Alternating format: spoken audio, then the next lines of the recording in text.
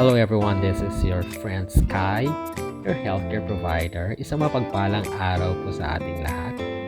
At syempre ngayong araw na to balik walking exercise tayo. At syempre, kababalik ko lang din po sa work after 4 days of rest day. So maraming salamat na pala sa aking client na pinayagan ako na mag-rest day for 4 days straight. So ayun na nga, balik lakad tayo ngayon kasi kailangan natin mag-burn ng maraming mga taba-taba dyan. Siyempre, importante na kumbaga magiging healthy tayo. Physically fit tayo, especially sa tatrabaho natin.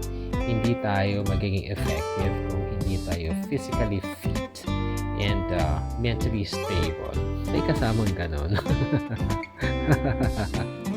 Honestly speaking, syempre, importante naman talaga na maayos yung ating health condition pag nagtatrabaho tayo para effective tayo sa ating ginagalawan.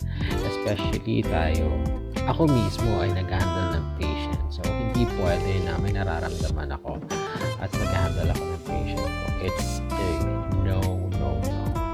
So, ayun, balik ulit tayo ng paglalakad kasi kailangan talaga natin maglakad. So, yun lang muna. Maraming salamat. Bye!